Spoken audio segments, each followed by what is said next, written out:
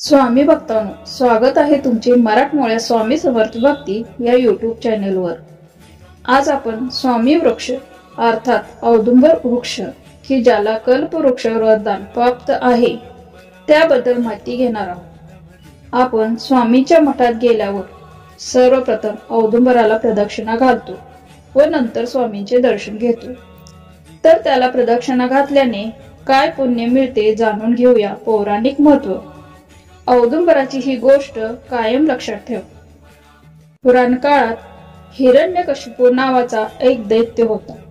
देव, दानव व मानव कोणाकडूनही आकाशात, घरात, घराबाहेर व कोठेही त्याला मृत्यू येणार नाही असा वर ब्रह्मदेवाने त्याला त्याच्या भक्तीवर संतुष्ट होऊन दिला होता। त्यामुळे तो फार उन्मत्त झाला होता। तो स्वतःला अजिंक्य मानत होता। त्याच्या मुलाचे नाव होते प्रल्हाद। तो मुलगा मात्र विष्णू भक्त होता। त्याचे त्या हिरण्यकश्यपूने फार हाल केले। अनेकदा त्याला ठार मारण्याचे अघोरी प्रयत्न करून पाहिले, पण देवतारी त्याला कोण मारी। अखेर दरवेळी मृत्युमुखातून प्रल्हाद सुखरूप परत आलेला पाहून हिरण्यकश्यपू प्रल्हादाला म्हणाला, काय रे कार्ट्या, तुझा तो रक्षक देव आहे तरी कुठे? बाबा, तो चराचरात सर्वत्र आहे। महालाच्या या खांबात आहे का? त्याने विचारले। हो आहे, प्रल्हाद उत्तरला। हे ऐकताच हिरण्यकश्यपूने त्या खांबाला जोराने लाथ मारली। तेव्हा वीज कडकडल्यासारखा आवाज होऊन वरचा भाग सिंहाचा आणि खालचा भाग मानव शरीरासारखा अशा रूपात श्री विष्णू बाहेर पडले। तोच त्यांचा नरसिंह अवतार। त्यांनी आपल्या प्रखर नखांनी हिरण्यकश्यपूला त्याच्या महालाच्या उंबरठ्यावर आपल्या मांडीवर घट्ट पकडून ठेवून त्याचे पोट फाडून ठार मारले। अशा रीतीने भक्त प्रल्हादाला छळणाऱ्या असुराचा वध त्याला मिळालेल्या विचित्र वरावर मात करून श्री विष्णूने केला खरा, परंतु त्या दैत्याच्या पोटात जे कालकुट्ट विष होते ते त्या नरसिंह रूपी विष्णूंच्या नखात भरले। त्यांच्या नखाचा दाह होऊ लागला। यावेळी महालक्ष्मीने मोठ्या प्रेमभावाने जवळच्या औदुंबराची पिकलेली फळे आणली व नरसिंहांना त्या फळात आपली नखे खुपसाव्यास सांगितली। त्या औषधाचा अप्रतिम परिणाम झाला व नरसिंहांच्या नखाचा दाह शांत झाला। उग्र रूप नरसिंह शांत झाला तेव्हा लक्ष्मीवर विष्णू प्रसन्न झालेच, परंतु त्यांनी त्या औदुंबरालाही मोठ्या प्रेमाने आशीर्वाद दिला। हे औदुंबर वृक्षा, तुला सदैव फळे येतील। तुझे नाव कल्पवृक्ष असे प्रसिद्ध होईल। जे भक्तीने पूजन करणाऱ्यांच्या सर्व मनोकामना पूर्ण होतील। तुझे दर्शन होताच उग्र विष्णूंना सुद्धा शांत होईल। ज्यांना मुलबाळ नसेल त्यांनी तुला नियमित प्रदक्षिणा घालताच अपत्य प्राप्ती होईल। औदुंबराला भूतलावरील कल्पवृक्ष म्हणतात ते यामुळेच। श्री महाविष्णू हिरण्यकशिपूचा संहार करण्यास औदुंबर वृक्षाच्या लाकडी खांबातून नरसिंहाच्या रूपात प्रकट झाले। त्यांनी प्रल्हादाचे रक्षण केले आणि हिरण्यकशिपूच्या वधानंतर त्याला राज्यावर बसवले।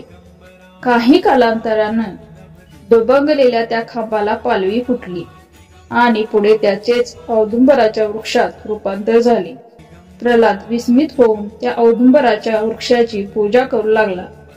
प्रल्हादाला एकदा औदुंबराच्या झाडाखाली ध्यानावस्थेत बसलेला दत्तात्रेयाने दर्शन दिले व ज्ञानबोध केला। प्रल्हादास द्वैत सिद्धांताविषयी आसक्ती असल्याचे जाणून घेऊन श्री दत्त प्रभूंनी कलियुगात यतिवेश धारण करून 3 जणांचा उद्धार करशील असा आशीर्वाद दिला होता। परम पवित्र अशा औदुंबर वृक्षाने मनुष्याकृती धारण करून श्री दत्तात्रेयांच्या चरण कमलावर पडून मला सुद्धा वर द्या अशी प्रार्थना केली। तेव्हा श्री दत्तात्रेय म्हणाले, प्रत्येक औदुंबर वृक्षाच्या मुळाशी मी सूक्ष्म रूपात राहीन। तुझ्यामधून नरसिंह देव प्रकट झाल्यामुळे कलियुगात मी नरसिंह सरस्वती नाव धारण करून अवतार घेईन असे माझे वचन आहे। जे जे लोक भक्तिभावाने औदुंबराची पूजा करतील त्याच्या मनोकामना पूर्ण होतील, त्याच्या पापांचा क्षालन होईल। पूर्ण भक्तिभावनेने औदुंबराची आराधना केली तर ज्यांना पुत्र प्राप्तीची अपेक्षा आहे त्यांची देखील मनोकामना पूर्ण होईल।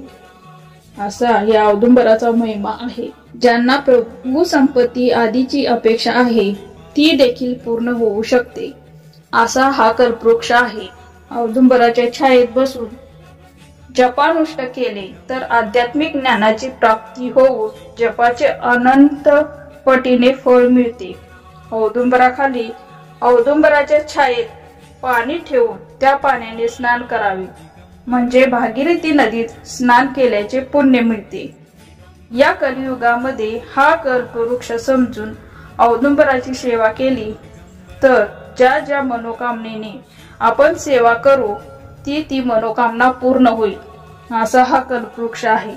धन धान्य भू संपत्ती आरोग्य व सर्व प्रकारचे ऐश्वर्य या औदुंबराची सेवा केल्याने प्राप्त होते. सोम सूर्य ग्रहणा अथवा संक्रांतीच्या सणाला भक्तियुक्त अंतकरणाने स्नान केले असता अश्वमेधाचे अनंत पुण्य मिळते. सोमवारी अमावस्येला असे स्नान केले असता सूर नदी तीरी ब्राह्मणाला सोन्याने मडवलेल्या 1000 कपिला गायीचे दान दिले असता जे पुण्य मिळते ते पुण्य मिळेल असा या औदुंबराचा महिमा आहे. अशाच भक्तिभावाने औदुंबराखाली एका ब्राह्मणाला जर जेवू घातले तर अनेक ब्राह्मणांना जेवण घातल्याचे फळ मिळते. औदुंबर वृक्षातळी निर्मळ मनाने जप करिता अनंत गुणांनी त्याची फळे मिळतात. तसेच औदुंबर वृक्षातळी निर्मळ मनाने हवन केले असता अनंत गुणांनी त्याची फळे मिळतात. औदुंबर वृक्षातळी निर्मळ मनाने एक चित्ताने एकादशमी रुद्र केला असता अतिरुद्र केल्याचे फळ मिळते. मंद गतीने प्रदक्षिणा केल्या तर खूप मोठे पुण्य पदरी पडते असा याचा महिमा आहे. 1,00,000 प्रदक्षिणा केल्या तर कुष्ठ रोगासारखे भयंकर रोग देखील जातात. औदुंबर प्रदक्षिणा हे सर्व मनोकामना पूर्ण होतात. त्वचेचे श्वसनाचे सर्व विकार दूर होऊन बाहेरील बाधा निवारण होते व दत्तात्रेयाचा आशीर्वाद प्राप्त होतो. औदुंबराखाली स्वतः दत्तात्रेय श्री गुरुमूर्तींनी देखील नरसिंह मंत्राची उपासना केली होती. सर्व दिशेकडून संरक्षण देणाऱ्या नरसिंहाची उपासना औदुंबराखाली करतात. त्यांचा वास सदैव औदुंबरी असतो. या पुरातन काळातील औदुंबर वृक्षाच्या महात्म्याचे वर्णन हा केवळ इतिहास नसून आजही येथे यथासांग कर्म केले तर त्याची अनुभूती आपण घेऊ शकतो. उपासना पूजा अर्चा हवन ज्ञानादी कर्म करून आपण आपल्या व्यक्तिगत जीवनात व्यथा अडचणी जीवनात भेडसावणारे प्रश्न इत्यादीचे निराकरण करून मनशांतीचा अनुभव घेऊ शकता. औदुंबर वृक्षाचे दैवी गुणाबरोबरच औषधी उपयोग पण आहेत. दाह शमन करणारा दैवी वृक्ष औदुंबर अर्थात उंबर नेहमी हिरवागार राहून थंडगार छाया देणारा. औदुंबर वृक्ष अनेक दैवी गुणांनी युक्त आहे. भारतात सर्वत्र हा महावृक्ष आढळतो. औदुंबराच्या झाडाच्या आसपास जमिनीत पाणी आढळते. किंबहुना जेथे पाणी मुबलक असते अशा जमिनीत हा वृक्ष आढळतो.